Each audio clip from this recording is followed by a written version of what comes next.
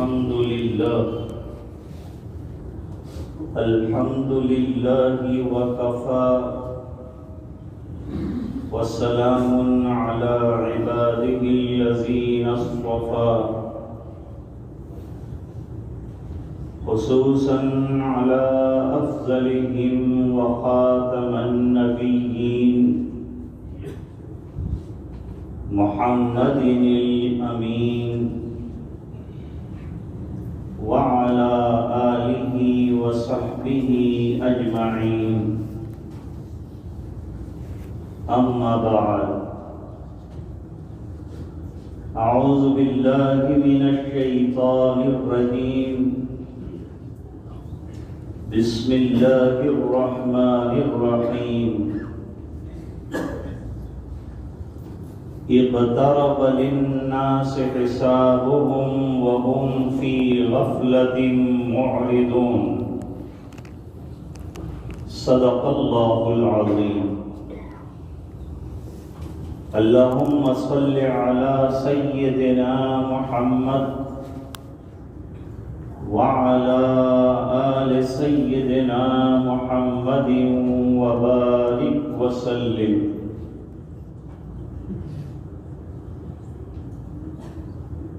ایک عرصہ دراز کے بعد اللہ تعالی نے اپنی یاد کے لیے، ذکر کے لیے ہمیں دوبارہ جمع فرمایا.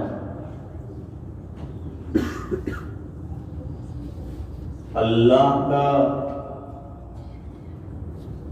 اس پر جتنا شکر ادا کیا جائے کم.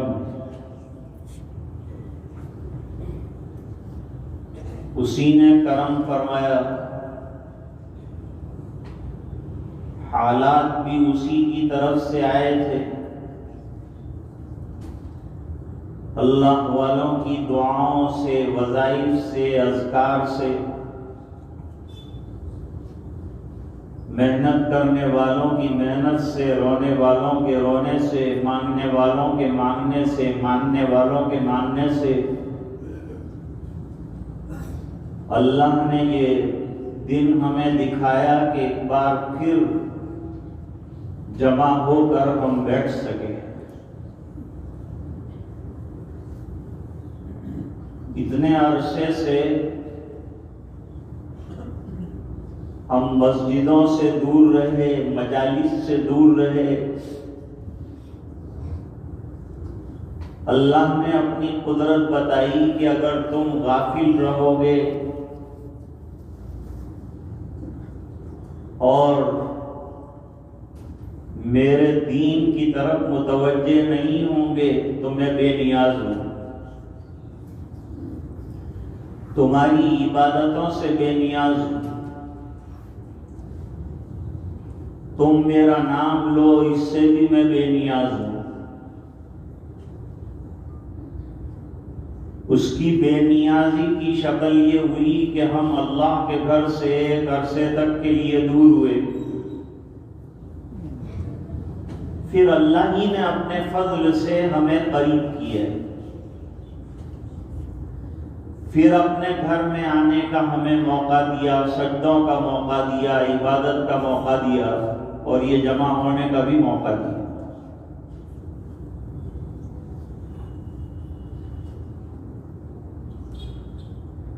دنیا میں امراض تو بہت ہیں، بیماریاں تو بہت ہیں.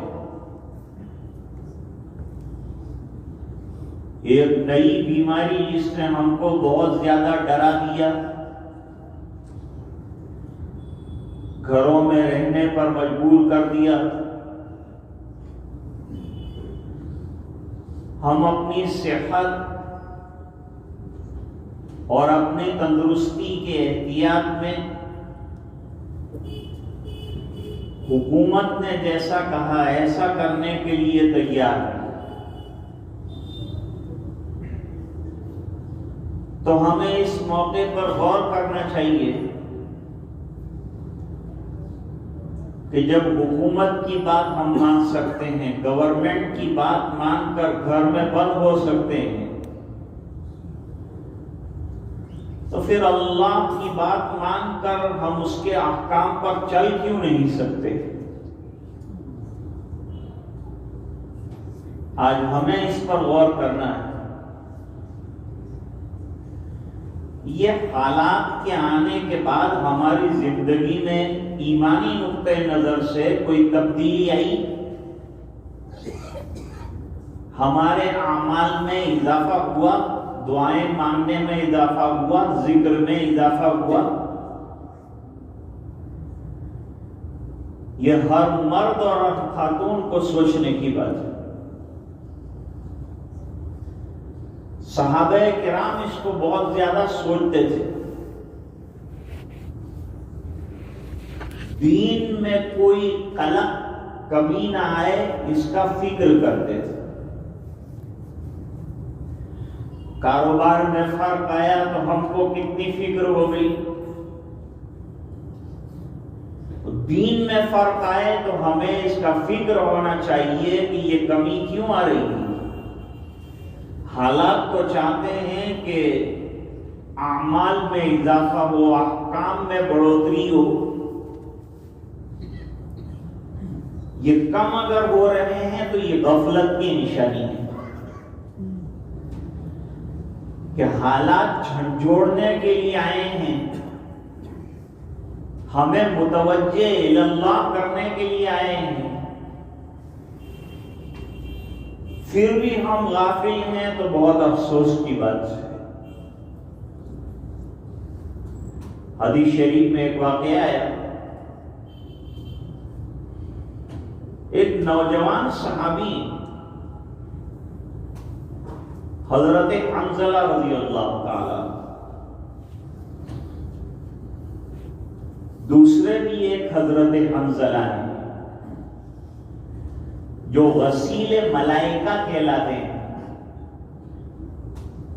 حضور نے جہاد کا اعلان کیا تو وہ تلوار لے کر بیوی کے ساتھ مشغول تھے، فوراً حکم سننے پر دوڑ پڑے اور غسل جنابت بھی رہ گیا، فرشتوں نے غسل دیا۔ یہ وہ حنظلہ نہیں ہے، یہ دوسرے ہیں۔ ان کا واقعہ عجیب ہے۔ صحابہ کرام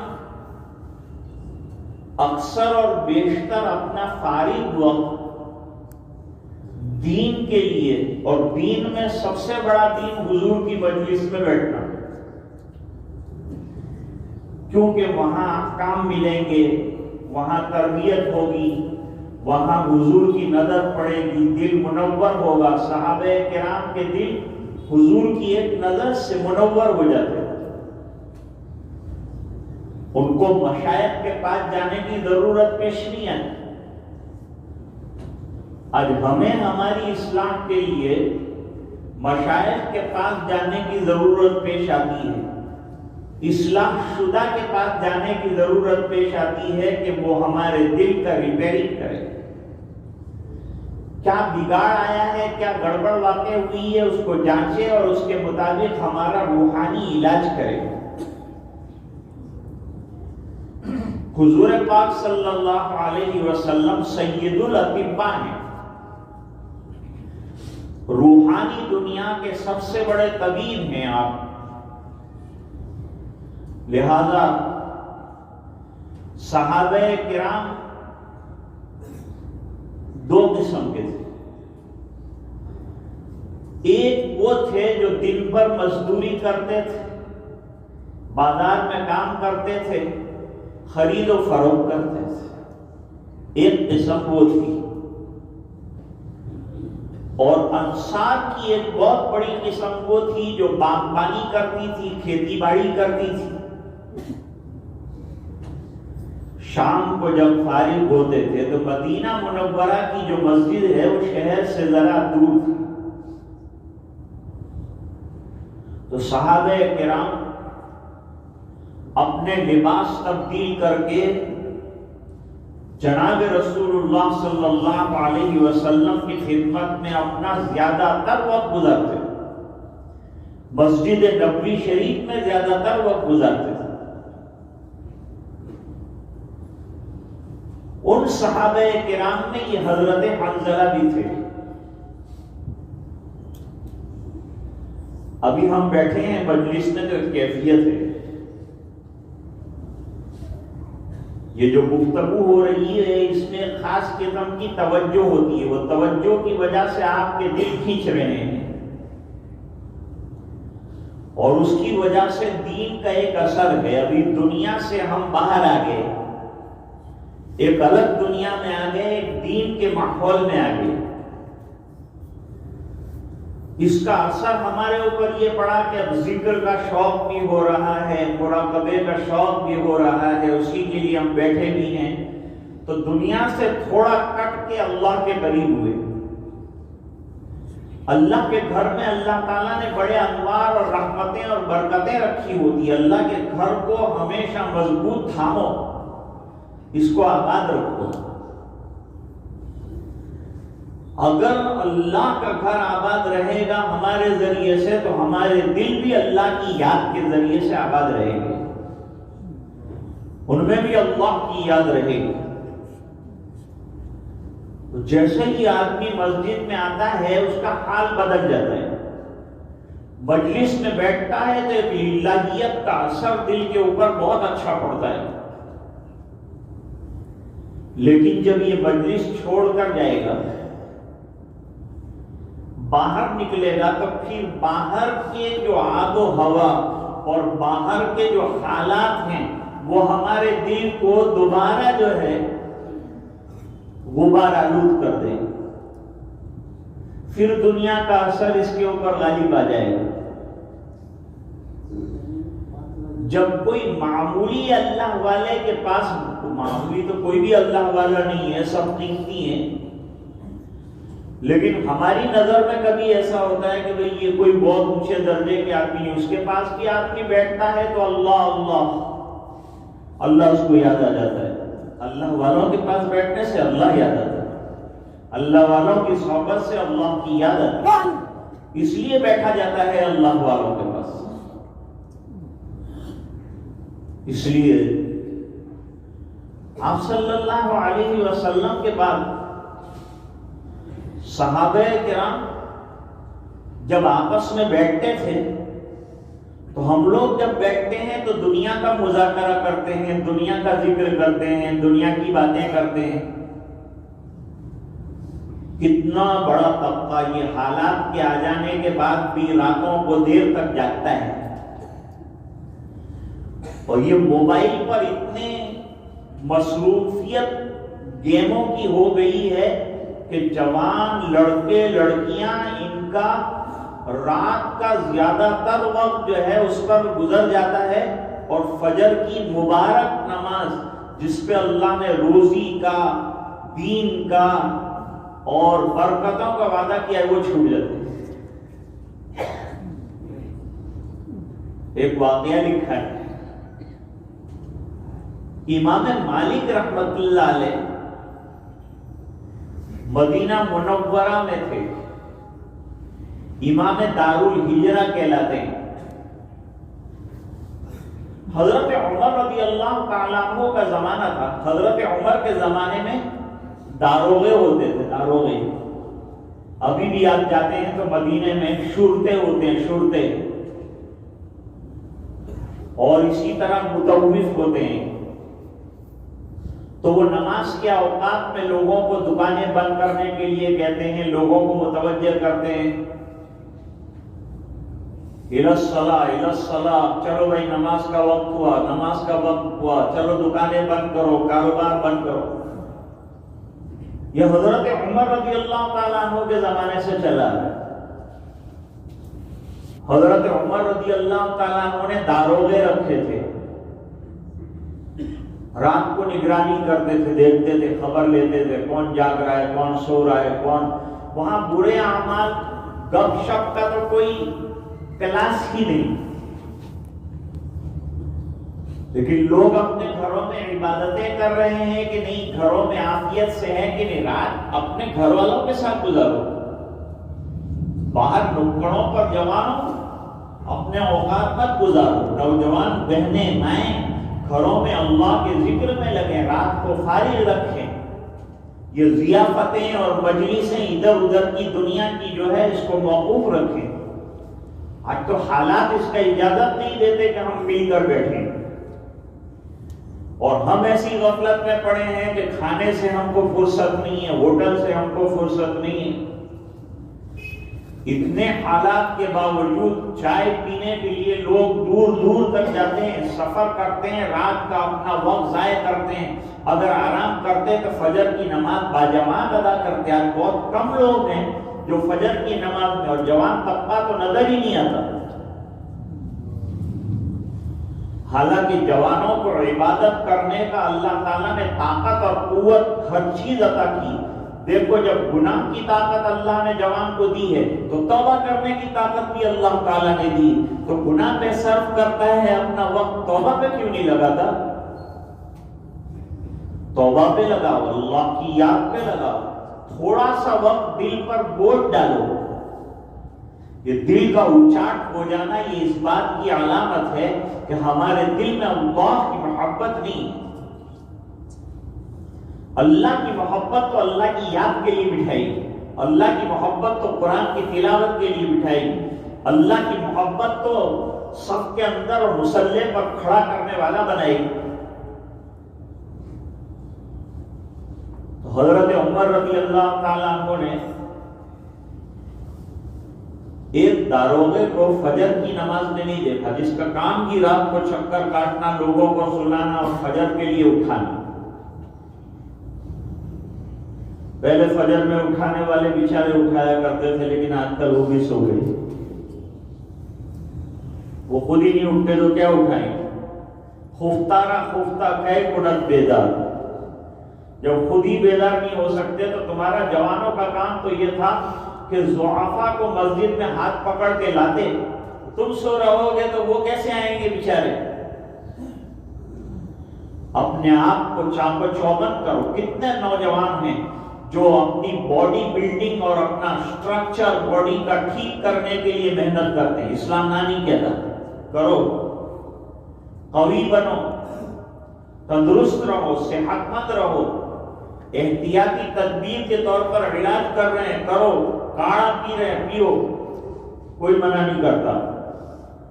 لیکن جو دین کا کام کرنا ہے وہ بھی کرو، اس کو مت چھوڑو. جیسے اللہ تعالیٰ دواؤں کے ذریعے سے شفا دیتے ہیں، دعاؤں کے ذریعے سے بھی اللہ شفا دیتے ہیں. متوجہ الی اللہ ہونے سے بھی اللہ تعالیٰ دل کی بیماریوں کو دور فرماتے ہیں.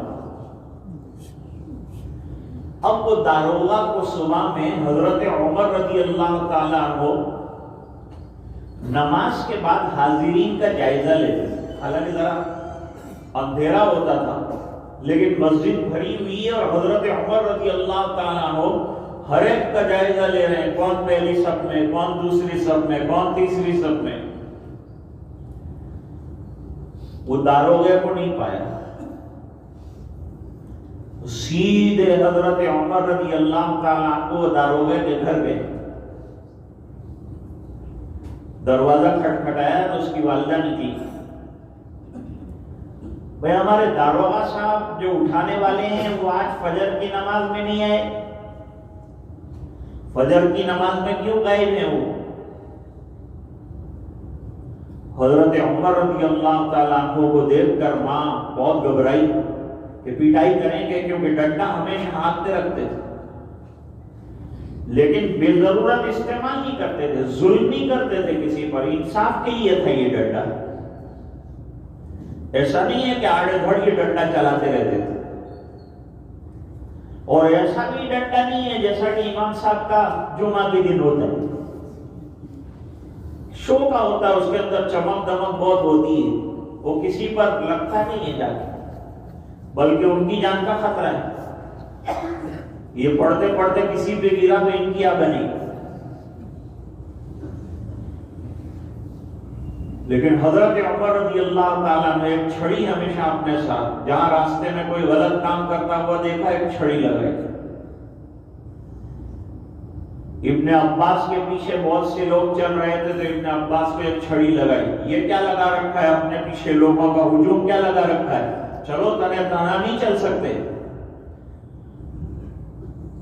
ایک لڑکے کو دیکھا کہ بہت اکڑ کے چل رہا ہے تو ایک ڈنڈا اس کو لگایا، اتنا بھی مت اکڑ، تیری جوانی پر غرور مت کر، یہ ختم ہو جانے والی چیز ہے۔ ایک آدمی بالکل مزمحل مردوں کی طرح چل رہا تھا، اس کو ڈنڈا لگایا کہ ایک دم ٹائٹ ہو جائے، جیسے گھوڑا نہیں چلتا تو اس کو لگاتے ہیں لکڑی۔ ماں نے ڈر کر کہا کہ امیر المومنین، یہ پہلی مرتبہ امیر المومنین کا لقب حضرت عمر رضی اللہ تعالیٰ عنہ کو ملا۔ حضرت ابو بکر رضی اللہ تعالیٰ عنہ خلیفہ اول کہلائے، اور ایک وقت آیا تھا، وہ وقت میں حضرت عمر سے ملاقات سے پہلے کسی اور صحابی سے ملاقات کی اور کہا ہمیں امیر المومنین سے ملنا ہے۔ تم نے عجیب بات کہی، امیر المومنین کہا، واقعی امیر المومنین۔ وہ آئے اور حضرت عمر رضی اللہ تعالیٰ عنہ سے کہا یا امیر المومنین۔ حضرت عمر رضی اللہ تعالیٰ عنہ نے فرمایا تو نے عجیب بات کہی آج، مجھے امیر المومنین کہا، چلو واقعی میں مومنین کا امیر تو ہوں، لیکن امیر خادم ہوا کرتا ہے۔ حضرت عمر کی خدمت کے واقعات سنے ہیں کہ نہیں؟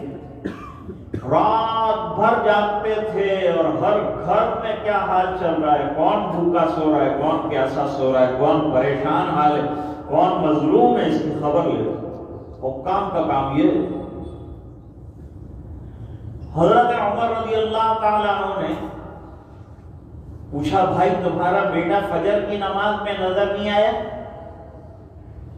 میرے والد صاحب رحمۃ اللہ علیہ فرماتے تھے آج عمر کا ڈنڈا نہیں ہے کسی کو مسجد میں لانے کے لیے، آج تو اپنے ذوق سے شوق سے کوئی آئے تو آئے، نہ آئے تو کوئی زبردستی کا سودا نہیں۔ تو ماں نے بہت عاجزی سے کہا کہ امیر المومنین، لڑکا رات بھر لوگوں کی نگرانی کرنے کے بعد تہجد میں لگ گیا، عبادت میں لگ گیا، رات عبادت میں لگائی، اللہ کی عبادت میں لگے، اور عین نماز کے وقت پر اس کو نیند آ گئی۔ فجر کی نماز اللہ تعالیٰ سے محبت کا امتحان ہے۔ سچی محبت کرنے والا نیند کو چھوڑے گا، بستر کو چھوڑے گا، بیوی کو چھوڑے گا، بیوی شوہر کو چھوڑے گی، بچوں کو چھوڑے گی، نماز پہ کھڑی ہو۔ حضرت وہ رات بھر عبادت کرتا رہا، صبح میں ذرا آنکھ لگ گئی تو حضرت عمر رضی اللہ تعالیٰ عنہ نے کیا جواب دیا؟ تیرا بیٹا پوری رات سوتا رہتا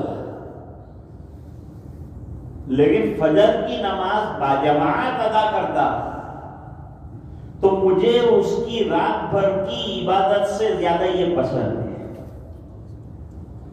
اس سے فجر کی نماز کی اہمیت کا اندازہ ہو۔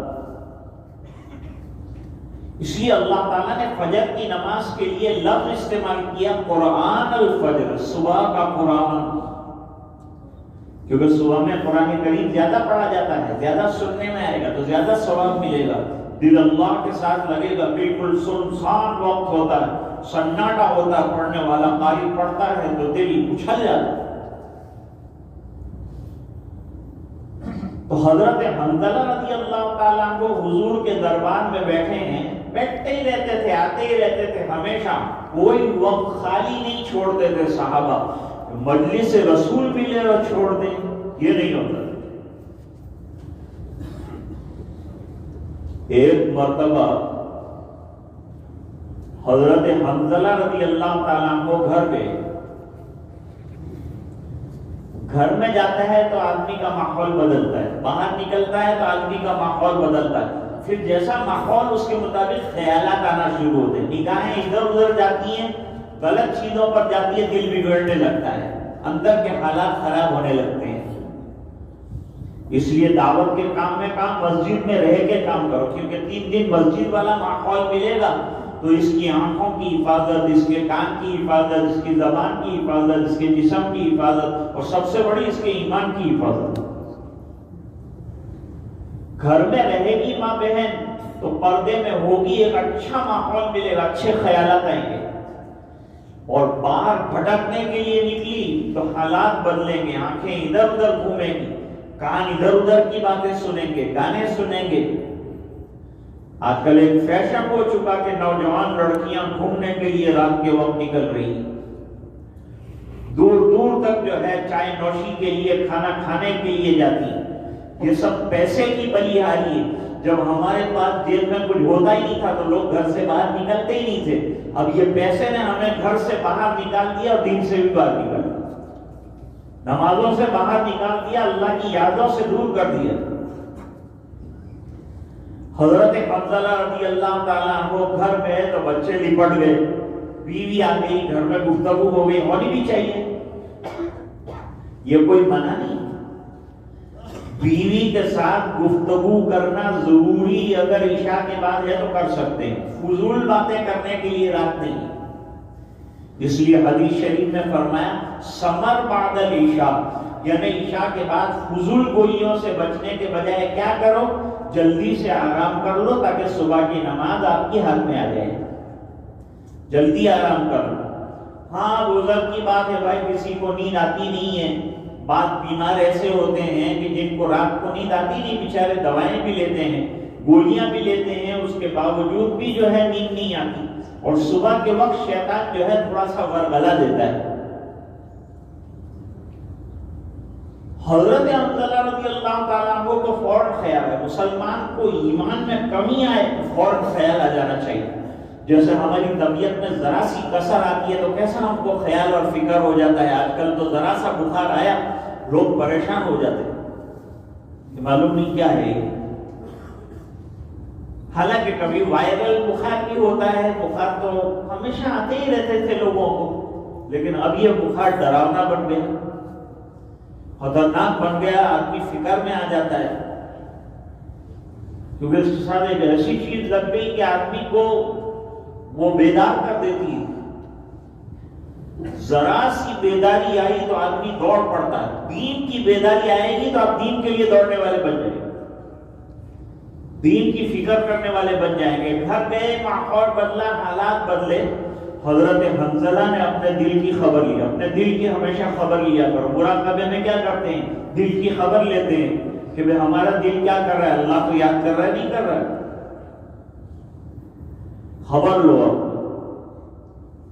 عیش و عشرت کو تھوڑا چھوڑو، سادگی اپناؤ، شادیوں میں سادگی اپناؤ، اپنی زندگیوں میں سادگی اپناؤ، پردے کو اپناؤ، حیادار لباس پہنو، اچھی چیزیں اپنی زندگی میں داخل کرو، بری چیزوں کو چھوڑنے کا وقت اب آ گیا ہے، فضولیات کو چھوڑنے کا وقت آ گیا۔ حالات نے ہم کو گھر میں بیٹھنے پہ مجبور کیا ہے۔ حضرت حنظلہ نے کمپیریزن کیا کہ جب میں رسول کی مجلس میں تھا تو جنت میرے سامنے، جہنم میرے سامنے، آخرت میرے سامنے، دین میرے سامنے، رسول میرے سامنے، اللہ کا ڈر میرے سامنے، اور جیسے ہی میں گھر آیا تو گھر میرے سامنے، بچے میرے سامنے، بیوی میرے سامنے، دنیا میرے سامنے۔ یہ فرق کیوں آیا، یہ چینج کیوں آیا؟ یہ چینج تو منافقوں کا کام ہے۔ ایسا چینج آیا، انہوں نے یہ سوچا کہ یہ میرے اندر شاید نفاق تو نہیں آ گیا۔ ہر صحابی کا مقام کتنا عالی شان ہے، اس عالی شان مقام کے باوجود یہ حضرات جو ہے فکر فرماتے ہیں اپنے ایمان کی، اور اندر کی دنیا کے اندر بگاڑ گھس نہ جائے اس کی۔ فرق آیا تو کمپیریزن کی، اور کمپیریزن کرنے کے بعد حضرت حنظلہ اپنے گھر سے نکلے۔ ایسا بھی بہت کم ہوتا ہے، کبھی ہم کو خیال آ بھی جاتا ہے دین کا، لیکن پھر اس کے اوپر دوسرا ایک خیال غالب آ جاتا ہے دنیا کا، وہ ہمیں گھر میں ہی بٹھا دیتا ہے یا موبائل پر ہی بٹھا دیتا ہے، وہاں سے نکلنے نہیں دیتا۔ وہاں سے کبھی خیال بھی آتا ہے موبائل کھیلنے والے کو کہ بھئی میں بہت دیر سے مصروف ہوں، مجھے سو جانا چاہیے، اسے پچھتاوا بھی ہوتا ہے، لیکن یہ شیطانی چرخہ ایسا ہے کہ آدمی کو چھوڑتا نہیں، چھوڑنا چاہتا ہے پھر بھی نہیں چھوڑتا۔ حضرت حنظلہ اپنے گھر سے نکلے، یہ حالات کی تبدیلی آنے پر کہ میرے ایمان کے اندر کچھ کمی آ رہی، ہمیں سوچنا چاہیے ہمیشہ ہمارے ایمان میں تو کمی نہیں آ رہی۔ ہمارے احوال میں کمی نہیں آ رہی ہے، ہماری روحانی کیفیت میں کمی نہیں آ رہی، یہ فکر میں ہمیشہ رہنا چاہیے، اور آ رہی ہے تو اس کا علاج کرنا چاہیے۔ اور علاج کیا ہے؟ ذکر اللہ ہے، نماز ہے، تلاوت ہے، اللہ سے مانگنا ہے، اللہ کی ماننا ہے، یہ اس کا راستہ ہے، یہ اس کا علاج ہے۔ اور اس میں اعلان کی کوئی ضرورت نہیں، وہاں بڑے بڑے منافق تھے، وہ اپنے نفاق کو چھپا رہے تھے، اور یہ سچے ایمان والے تھے تو اپنے نفاق کا اعلان کیا کہ نافق حنظلہ، نافق حنظلہ، محلے میں پکار رہے۔ صحابہ کا ایک مجمع ساتھ ہو گیا، ارے حنظلہ رات دن حضور کے پاس بیٹھنے کے بعد اور رات دن درود پڑھنے کے بعد اور رات دن نماز پڑھنے کے بعد تم اگر منافق ہوئے تو ہم کہے کہ ایمان والے ہوئے؟ کیا ہوا ہے کہ میں حضرت ابو بکر رضی اللہ عنہ کے گھر کے پاس سے گزرے، اعلان فرما رہے نافق حنظلہ، نافق حنظلہ، حنظلہ تو منافق ہو گئے۔ حضرت ابو بکر رضی اللہ تعالیٰ عنہ نے ان کو ٹھہرا کر پوچھا، بھائی کس وجہ سے تم یہ کہتے ہو؟ منافق تو کبھی اعلان نہیں کرتا اپنے نفاق کا، تم کیسے اعلان کر رہے ہو؟ کبھی کی حالت حضور کی مجلس کی حالت سے گھر میں آ کے بدل گئی، ایسا دنیا میں کھو گیا، بیوی میں کھو گیا، بچوں میں کھو گیا کہ مجھے جو کیفیت ملی تھی حضور صلی اللہ علیہ وسلم کی مجلس میں وہ کیفیت جاتی رہی، تو مجھے ایسا لگا کہ میرے اندر نفاق آ گیا، تبھی یہ حالات تبدیل ہوئے۔ تو حضرت ابو بکر رضی اللہ تعالیٰ عنہ نے فرمایا کہ یہ حالت تو میری بھی ہوتی ہے، میں بھی دربار رسول میں تو میرے اوپر آخرت چھائی ہوئی ہوتی، دین چھایا ہوا ہوتا ہے، حضور کا عشق چھایا ہوا ہوتا ہے، آخرت کی فکر چھائی ہوئی ہوتی ہے، جہنم کا خوف ہوتا ہے، اللہ کا ڈر ہوتا ہے، لیکن گھر آنے کے بعد گھر گرہستی اور سنسار کا بھی ایک حق ہے، تو تھوڑا اس میں کھو جاتا ہوں، اس میں گھل مل جاتا ہوں، تھوڑا بچوں سے کھیلتا ہوں، کھیلنا بھی چاہیے، ان کو کھیل لگانا چاہیے، اپنے بچوں کی تربیت پیار سے ایمانی طریقے پر کرنی چاہیے۔ آج ہماری اولاد کو مرتد بنانے کا نظام بنایا جا رہا ہے کہ آگے جا کر ان کا کلمہ رہے، ان کے اندر سے ایمان نکل جائے، ان کے اندر سے اللہ کا یقین۔ آج بل گیٹس کا جو ہے وہ ایک بیان آیا ہے، اس کے اندر اس نے کہا کہ آج دنیا سے سب سے بڑا کام جو کرنا ہے وہ مسلمان جو دیوانوں کی طرح اللہ کے اوپر بھروسہ رکھتا ہے، وہ بھروسے کی جڑیں کاٹ ڈالو،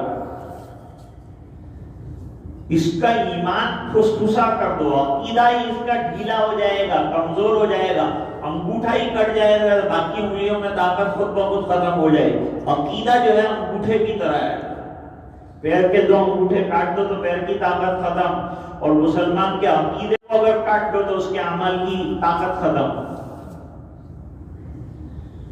اعمال جو بنتے ہیں وہ عقیدے کی پختگی کی وجہ سے بنتے ہیں، عقیدہ جتنا پختہ ہوگا اتنا اعمال کے اندر، اتنے احکام کے اندر پختگی آئے گی۔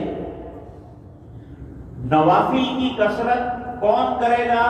جس کا ایمان پکا ہوگا، جس کا عقیدہ پکا ہوگا، جس کا عقیدہ کچا ہے اس کی تو نمازیں بھی چھوٹ جائے گی۔ زکوٰۃ کون دے گا؟ جس کا عقیدہ پکا ہے کہ مجھے اپنے مال کا اللہ کے یہاں حساب دینا ہے۔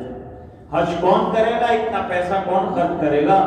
قربانی کون کرے گا؟ یہ وہی کرے گا کہ جس کو یہ یقین ہے کہ اللہ کے یہاں مجھے جواب دینا ہے اور مجھے اللہ سے ڈرنا ہے، وہ یہ سب کام کرے گا۔ جب دل سے اللہ کا ڈر نکل جائے تو عمل کیا ہے؟ کہا میں بھی چلتا ہوں، چلو قافلہ پورا دربار رسول میں آ گیا، سب مسائل سرکار کے یہاں حل ہوتے ہیں، اپنے مسائل علماء سے حل کراؤ، فضائل کے لیے دعوت کے ساتھیوں کے پاس جاؤ، مسائل کے لیے علماء کے پاس آؤ، وہ ان کے مسائل بھی حل کریں گے، تمہارے مسائل بھی حل کریں گے، وہ اسی لیے بیٹھے ہیں کہ آپ کے مسائل کو حل کریں۔ لوگ تم پر اعتراض کریں گے، جواب ہم لوگ دیں گے، تم کام کرتے جاؤ، اعتراض کے جواب ہم پر چھوڑ دو۔ بہرحال جب یہ قافلہ دربار رسول میں پہنچ گیا اور حضور پاک صلی اللہ علیہ وسلم کے سامنے کیفیت رکھی تو حضور مسکرائے۔ نبی کے پاس ہر مسئلے کا حل ہے۔